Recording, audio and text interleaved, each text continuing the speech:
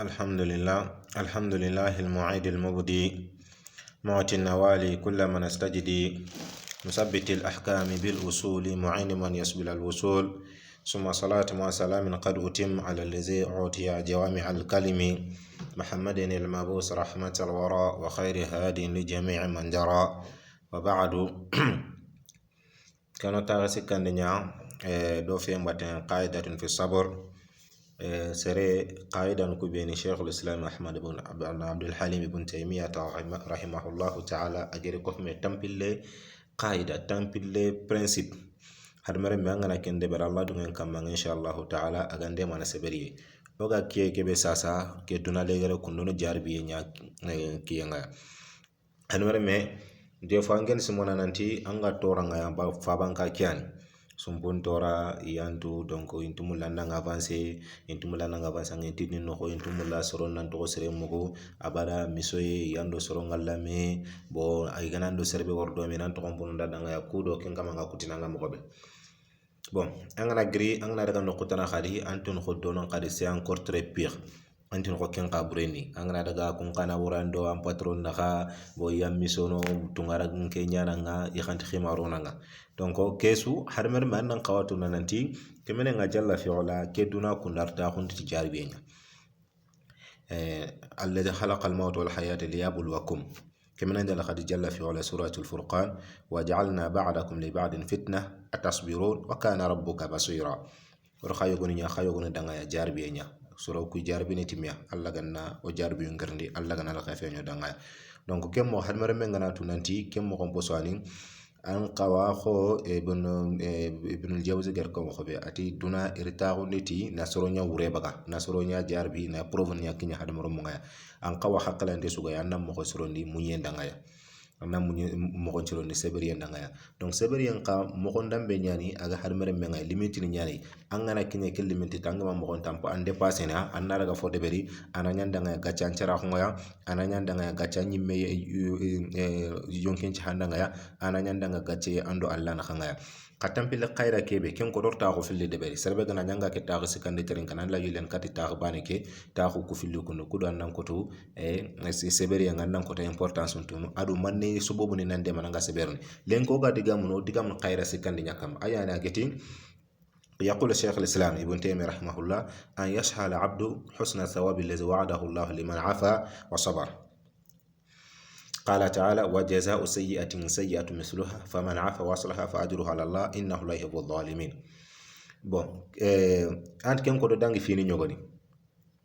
ado keturu konati ak ay gel fu be gande man seberi yan qadi anna hader ndan chonde mekeya spirituel man nanya aga nyimmekeya Allah ger museke be laydu ngutu serbe gana yam pasorom maka adanga na munyi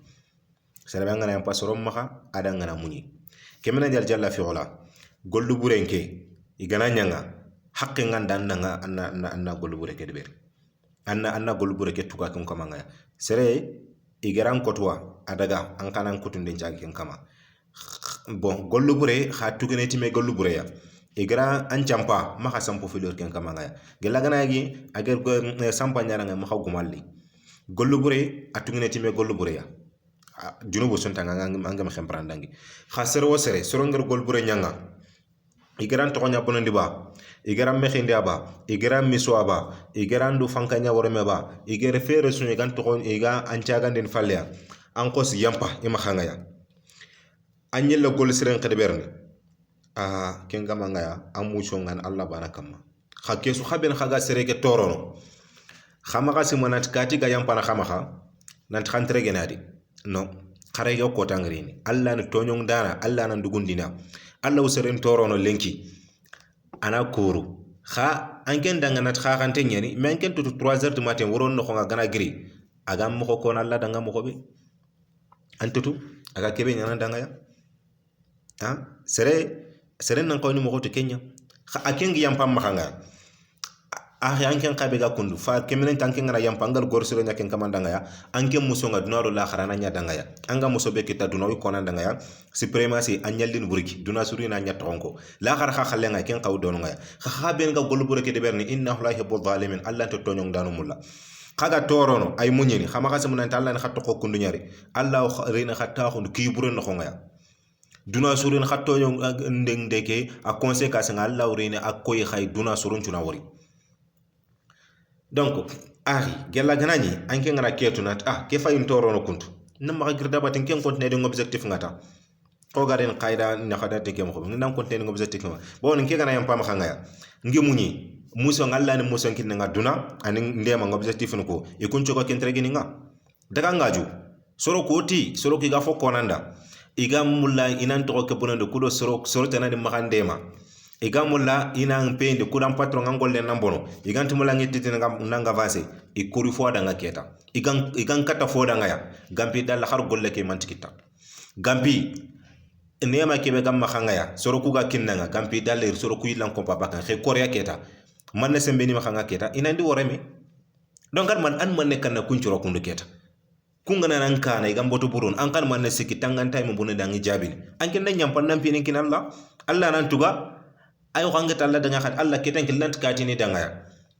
ay ifay barafa dombe fa kama ay ayandina khanga keta ando do tuganda nan cirem pay ida Allah galle garni mo xobi tunganyu ko kebe gari yagaran kasen toro nani nyengut bakama nani nyengut bakama yagaran kase likate nanti imanke nyana tunganyu ko nyana khakeni nyanyi kharan tunganyu ga khoksu duran tam ma hakkan tam ma ngi nyen ko ngut bakima atenu butwa pouvoir nga ma yagaran kasen tange ma mo goti nalla nganade at kenke awara woron kanana 3h du matin ana kelle kenga katani langa kenga kat kenga kati madwa njabinten tunkan at problem ministre at problem tay ne sarat problem tay yaran kasa ngala jemi bulo so ayu gilli to nyong dano kunti kiatu Allah seron toro no lenki Allah nan dugonti sino tammi tampile sin Allah nan laga afalle qararul li décision li nangir kam mo ngana ke ministre gol bur nyanga na bigi golle ngaya ir expulsé baki golle ngaya anga te garambe gam golle fonction publique garambe je kanga angem ille falle ba kem pala kat nantino qararo nyi mere nantina keria iger sigindi dimabe ken ma roi yomo mere gan roi mere nanti kar ya garan kaselli ya garan kasentin keri nanna waria anger conseil be ken nanti nalla nga wuron kanana alla anda haqqe anda conseil ngas ngor sasa farenga ganan soron qayni kharin nanti naga jakawuti farengel mo azaka yemene nanta naga jakawuta fatel jihadu nyalla kille nan daga soron jak nan daga khir kat tawhid faren tangene khir tawhid gana islam ko anna waji anna ko ngoda nan salle ngojebi kamba igana salle nan wojebi anna ko ngoda nan jakka ngojebi igana tan ni naburu pa yanna jakka ngotu inaburu kebe gam qotima khang inaburu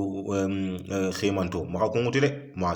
anna ndutanga nanti dawa gome nyana ngaya kebe fare nyanda kay kebe gal nganda na deberia no anda mo ko tude to nyenye malangande bono hijabu sunta do Allah na khanga alangande cegene kamunya kho fe fernya kanga segene kamunga mo khobe serenga nan angana seren to ragana langa segena kemenun kuna na to azar wajala ila ansurana wala ba'da hin nkona tin ndoron ta khundin kallanka khoya nkome mingara antambuntu gande mingara de ma kharaga nyen wuce falle Allah gana kuna nanti wankil lagana donc akhi anke ngana ketu kede nanti anke ngana yampa angar gol sere nyampi ni Allah ma khanga anke Allah nan tugana ikun qabe gen khadi afeto ko nanti no Allah ni dugundinia bono tonyong dana murtinte hakatna Allah n walla gollu bure sugal linga ngana de beri musoy sugal linga ngana ko fera suga ma khanga iga sere mbono de nana su de beri digame nyan ba golle nyan ba boto burun dana su debere agana kinyi khempanga de mabe maduna sugra murtien ko maduna sugra la haram bura ko timma be kembele ndari samben ko jalla fi ula kella khe kunda Allah gana raga la yuflita anta khasa duktan Allah bon Allah ni duna yangan katando la khar khalanya tokkindi ni ama khanga ya bok parce que tonyo nga katinga ya soro ganan soron toro no istagande sikwa yogo yesere ngana toro ani anaga kebe utampungi hakke yogo yangana sampa kenu guma nyawtu naranga duwan anan kutumo ko be galinga danga ana kha khemprandangi bebe serenya gar toro sa ta fagere soro ko toro muqtasidin dono ngaya ken man khaya bo kebe igana kebe nyata khane khalle itambuntu gande ira godon tammi nyawtu agana daga ken kama na godon tammi ir kotwa khana daga na ken kama ko khan khemprandangi bon kha soro nyogoni ken muhsininya gol sire nyangana soro ngana toro ayam pana ya ani hakken to ke makanga ya kenti sika ganto gol sire nyani dan gol sire nyani danga ya كما نجد ثم ورثنا الكتاب الذين استفينا من عبادنا فمنهم ظالم لنفسه ومنهم مقتصد ومنهم سابق بالخيرات بإذن الله الله جرى الجنة خبارهم كنتم من فرقة الجنة أعدت للذين آمنوا آمنوا وسارق لما في وسارق لما في ربك والجنة عرضها السماوات والأرض أعدت للمتقين الذين ينفقون في السراء والضراء والكاظمين الغيظ بتخيتون نانو يغني بتخيتون نانو يعني ينغني تورو iranta kharan jabini mekuni kurna kundu hadisa nyogo ye igar fil nabi makanga ya nanti man kaza ma ghaizan lillah serbe surun gran tour but khaye ke kuna mo vanze am ken kamanka am man tambu tugande an kosmuni alla danga da khyaman chan ko tanga ya hulul be ni galle ngana kompila aljana kompila lan kunya ronde nanga ya ina nyillan tugande no hore ya kharun aljanna ya kharun kebe galle nganda awre nan ken aljanna dunge alla dala aljanna dun kun nukiya wala afina nasaru kubena ngam pana sorom makanga ya ha yogoy ay yampana serem khande nya yana yampam khangaya khanti fota na ferne nangaya kha Allah tikebe suga ken kam ngaya wallahu yuhibbul muhsinin Allah gol sirne ngano mulla ken ko beni igana gol bure nya ina yampa ina illa gol sire nya kat kon kamani ngaya alor serengan toro nanga gol sire nya serengan toro nanga gol sire nya anda dalla yilline alli len falle na nyang kana khon ngaya kho kharam ko kebe ganne ko beni gena toro no akompe ngaya kambe ngana ndiri ni yantele na tarlan kun ni beke parce que bilum kompe nyana ma ko do kambe nallo debe ngay debe ci li xendam xanga xa anti langana kenga asrono katiya arum nga yeru mon khrawndin kunya legeri nga kan dépenser na lesegitas kunya ro mun na la legeri arum mon arum kunya lo mon alla yi le kunya khayana ken nga kunna la birege suta danga yampe nga serenyen la patience a serenyen sois patient, la fin heureuse sera toujours au pied fasbir inna l'aqibata lil muttaqin bon kenya fay ke kundu iga kono nanti washhari nida al munari yawm al qiyamah ala liyaqum man wajaba ajruhu ala Allah nanti le xaman can ko tanganari gangunda na gangunde nanti serebe am mucho ngoje balla kam ngalla imagan tugana nani crossing dente annangiri sorsun tigil ganter serebe gam pasoro ma khagil gol sere nyana ha kha annatu akhi seru nganan toro anke ngana tangi gilang vanzena ke muso khore be oger ko le xaman can ko tanga igatin a serebe am muso nga goje balla danga ya ati gol serbe na suga yin tugana ti tammo 470 44 fe 700 khanke muso nga serenta hakketu khagiri allah man khakum tugana ti mo be agaleng allah danga ya agana nyanke dunanke ngeni am vanzena anyime anken ta khata hakkekita kenya na imam bukhari tampi bire ngasiri igana katena bukhari kati fo kona danga awan to mo ndin do debenga an kanti vanzene ketanga ba anati kemenen dal jalla fi ula wa qad khaba man iftara sorsu ger gare nyati fi soronga anje ken qose am bone am perde an duna ngam perde Allah kharanga on ta ko na le girum pay o yeden ke qisan ko waqi'iyya qisa nyara ga am dalla ga nyayimme serenge ro ke conséquence no ngaya ana let khad faran sallallahu alaihi wasallam man da'a ala zalimihi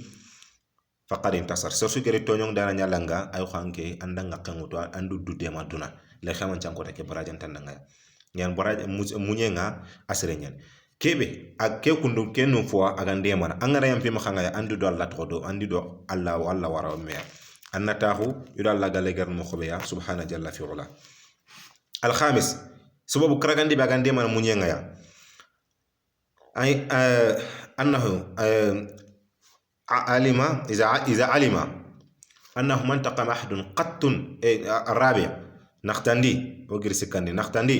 أن يشعر أنه إذا عفا وأحسن أورثه ذلك سلامة القلب لإخوانه ونقائه من الغش والغل وطلب الانتقام وإرادة الشر وحصل له من حلاوة العفو ما يزيد لذته ومنفعته عاجلا وآجلا على المنفعة الحاصلة له بالانتقام أضعافا مضاعفة وادخل في قوله تعالى إن الله يحب والله يحب المحسنين فيصير محبوبا لله ويصير حاله حال من أخذ منه درهم فعوض عليه ألوفا من الدنانير فحينئذ يفرح بما من الله عليه أعظم فرحا ما يكون طيب فانا ان في لاندي نختاندي كيبي غاندي منانغا مونيني ان رانچون دم ان نانتي ان ران غاكلي غايا نانتانغنا يامبا angana yampa sorom makhangaya ampa do ade mana kuntu angana yampa sorom makhangaya anda garni kebe sara anyi me makhangaya ken salamat al qalb la paix intérieure anchunde me kan kisini keta tu auras encore 5 encore antion de meke ayan kisini anga khini dangay antaka jikum pro wutu katsiri antaka wutu katsiri le semen ta nyana ngan katsiri antion de meke na khura ha baka khonna khongaya baka khasda khongaya baka dimina ngaya baka hammi ngaya baka sino ngaya ado nantangi bimbagande vanze murnu soron nantang vanze ni ado antaka bonero murun lima do ger kenko amerika idomu etudu nyogo nyana dirasa nyogo nyana soro beni aganga ba fenge kitasiri butungate wati cancer nyan bo butungate sondon toranga ko beni kitasiri docteur na ngegeri etudu khoronya irni soro beni abada khotu nyagi makan kat soro anto bire ke fasasa annani serenga sino tamma khotu ndenga serenga kabana kino ya ranken kata khankane kammo an khotu ndenga serenga kabana kino aka allantini man kutun ken kamanga na dibire man nangenti mulla allanti rewsitun kutun ken kamanga na dibire man nangenti mulla anken ka khotu tendin kenya ankentina kenger fukhere be kita anti gemma kenga ampa do halakine kundu son cancer naral laga manna tension naral laga na paralyser mo komposo nyogoya wala ina daga ina sapenya ne fotana no anki anchondo me kabara wurinata anchondo me kabara wurinata awurido manna ya bawna ngal khisilam ke kundan kudin tenna yanke am tatarabbas bihi dawair anken mulla bana bonen yana kitata khosa so bre ngam khobe a kati khalwara ga dire kebe ikene du quoi a khalsin ngana konti kota be gana wara golle nga kota be digame ma khigarona toro nasalla salamatu lafiya kati kharwara iken duko kota be ya agana toy kota be digami mo khanga ya igarona toronga angatu manna toya kadi akembere ke su ana su ala khafiya ngama gam pati angatu ma aken naburen talanji dina anke ngani talanji le na falle bo agna serbe ke mo komposa ganyi menga ya anke nga bo anke tinkata tuma na kammo khagana ni khar serbe gran toroya akhi o gran ken toroya wallahi ngam lan nan tuma angana ya annat nan tangana yampa kap kun kaman angana yampa kun kaman makhanga inta kharo nan kilu ke kundu keta angene wori gatelle nokoya anta kharo nan kilu ngana aku kun ifatel manigance ifatel feranyo ganya gi nyankandin mobe ifatel feranyo gi koroti ifatel feranyo gi bonondin no bona nyampa keta anken dampine ken Allah anken kontine ne dangol le nyata khutun ta makhanga khutun ga serbe khonna khonna gam makhanga ya bon katiran toro an khawus ken kama nyakhoni woro no khankel lan ta khankene Allah ndaka kan ngi maxen ko boro kiyan man ñaan xara nga nañ keme soya an qotin te ka kati xosa ko da nga na ta xarar 10 millions ko kita an jonde na xos bon ana ñaran toro aken dan tora ran to bonondi aken continue di golle nga an kar kenya xutu nguti suno man me ken xutu gam ma nga abada igana to ko tan jonde me kam bonno kenan watina watinya kinyedu xangi yam pama nga yande nya ko fubi daga law an continue an objectif nga ya ñime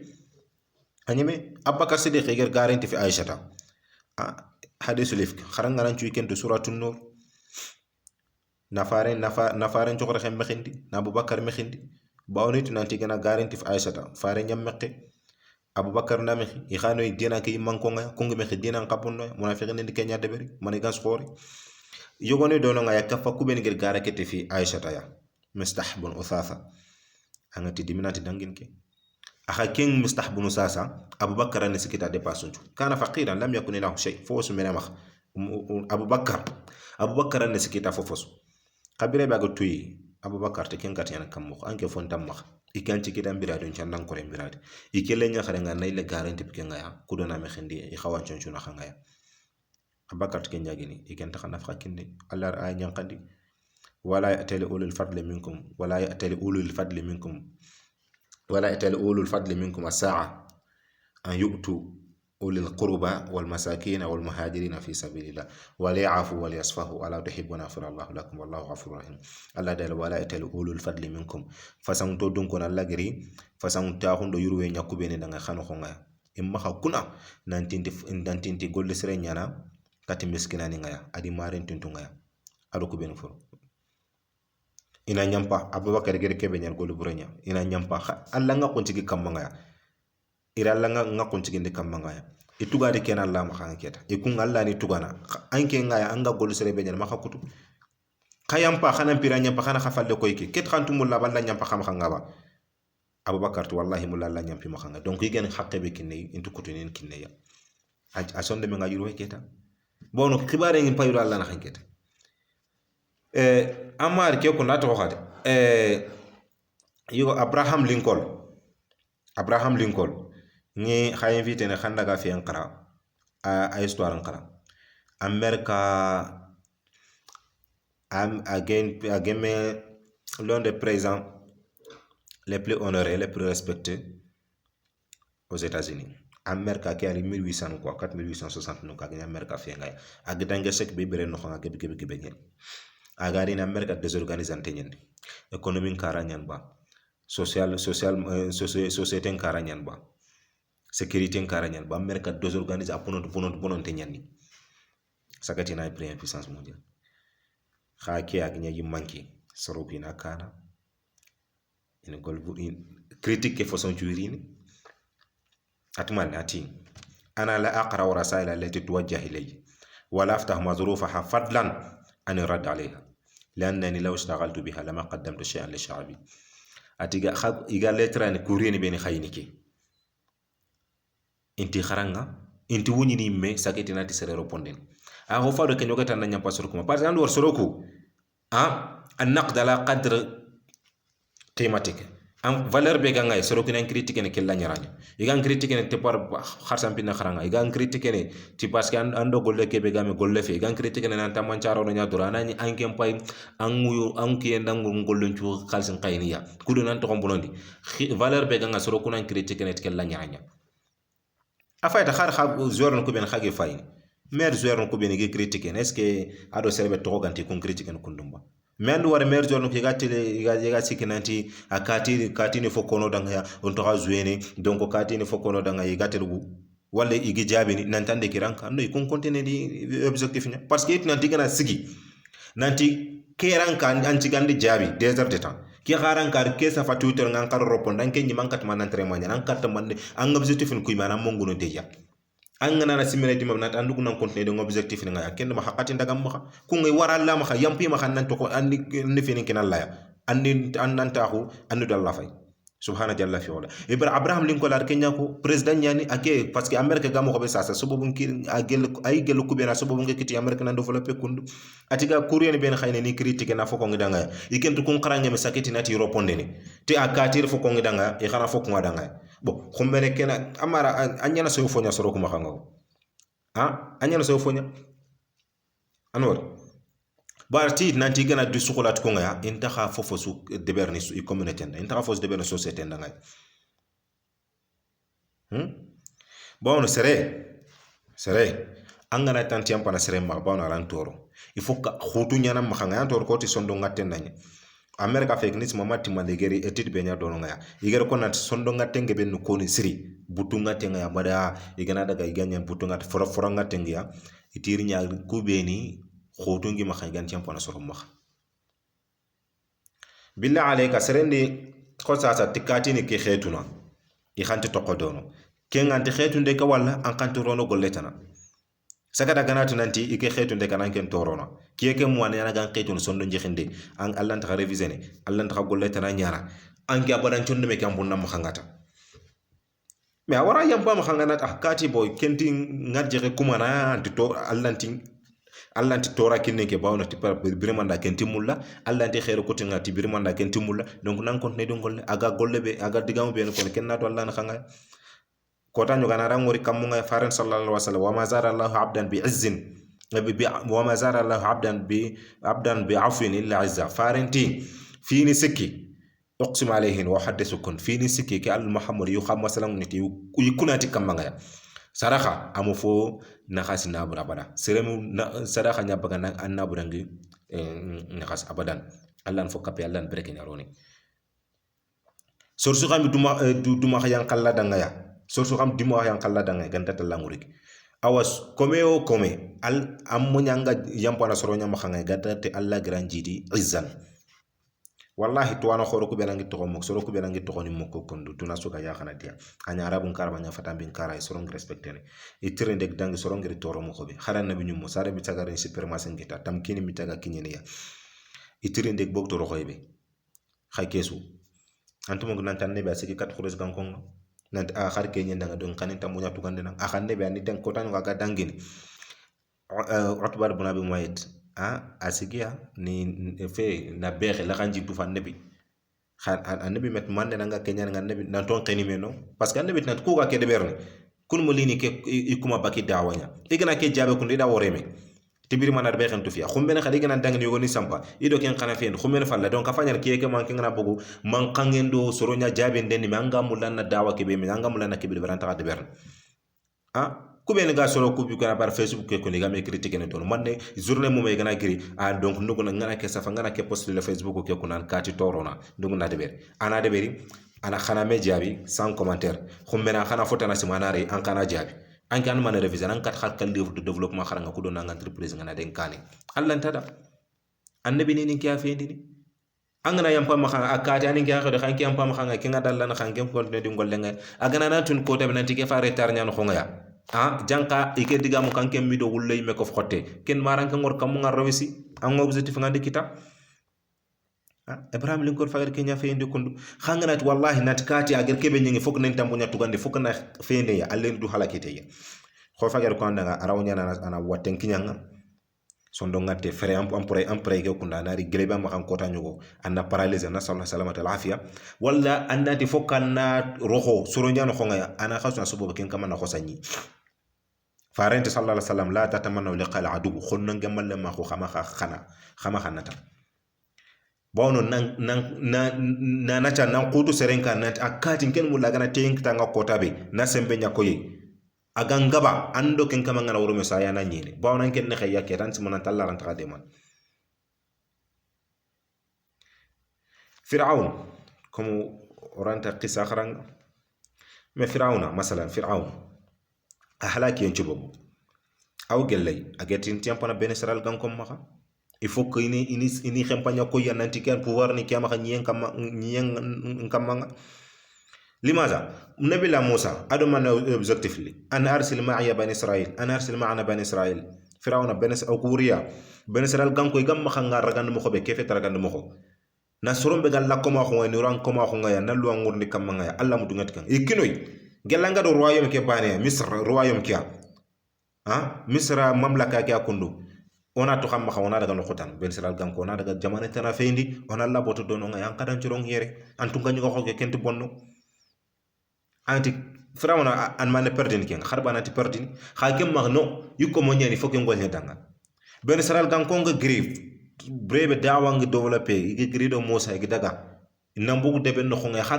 khar ser banen ta dono ngaya firawna qawna haqle kitab nata ndalla katini toron gelle kismana ngi toron sa si wuru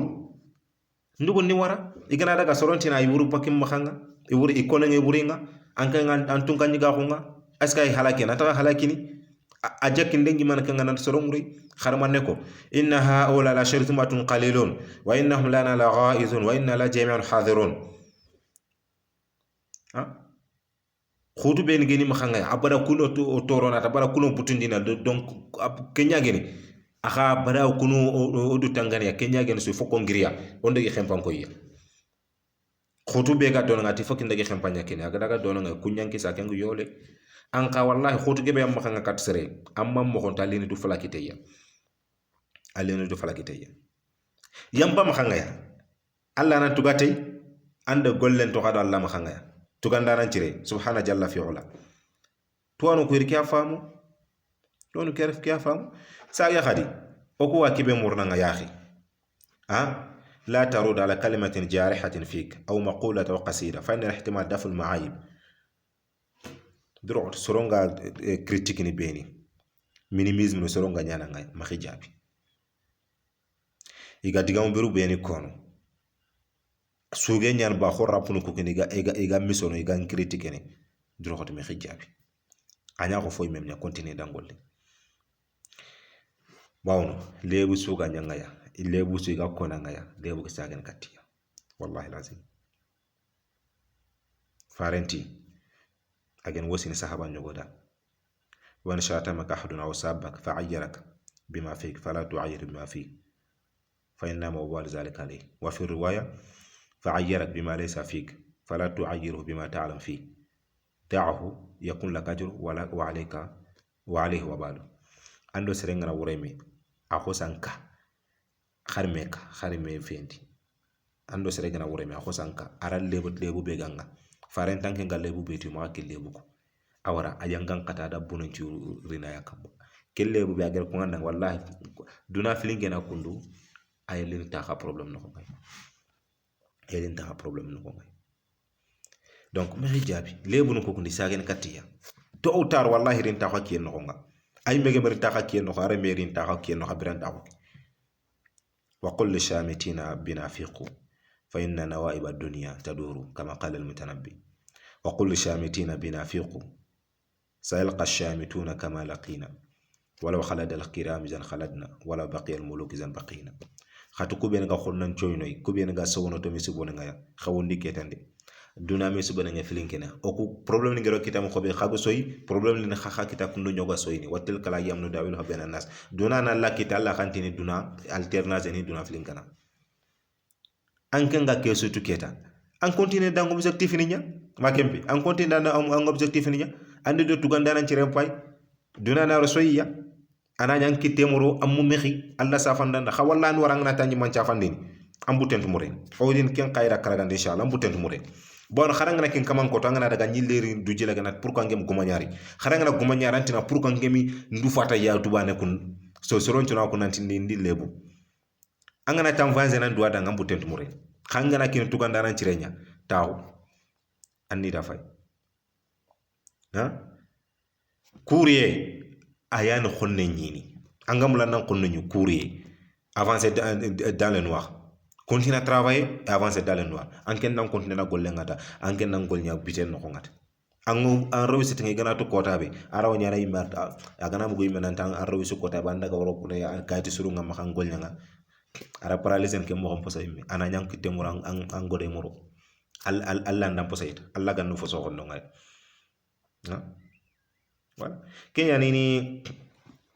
ato hadik serenyo go serengana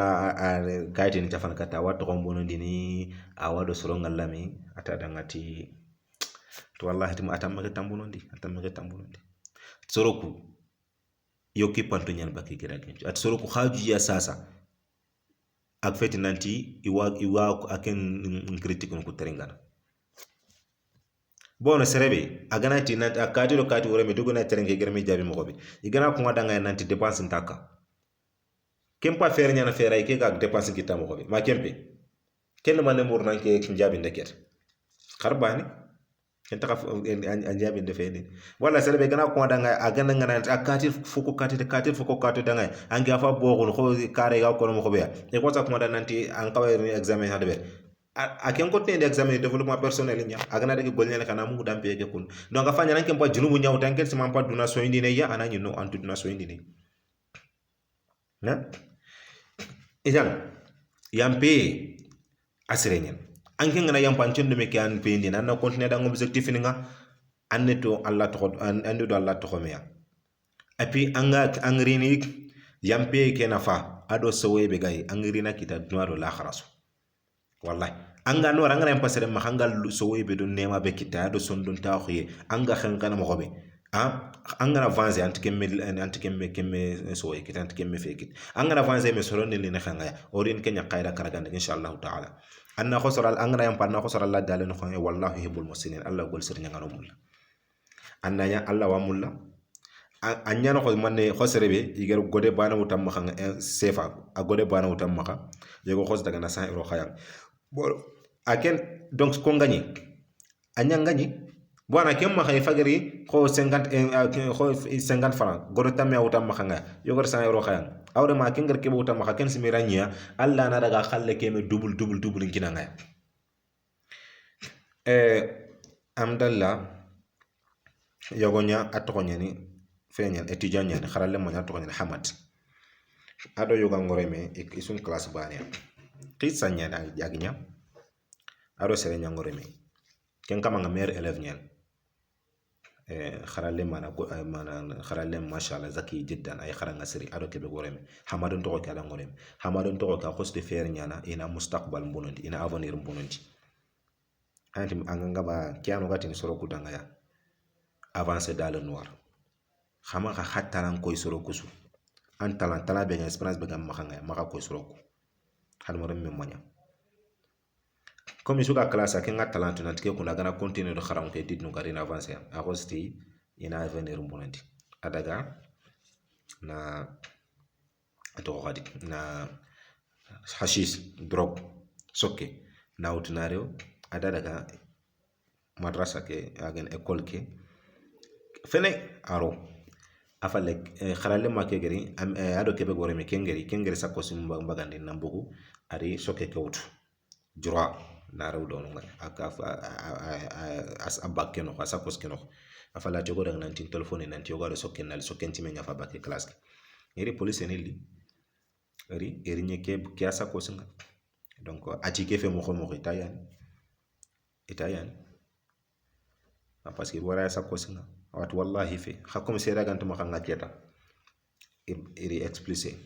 iri skuli école nga daga kharanga illa ron kasonga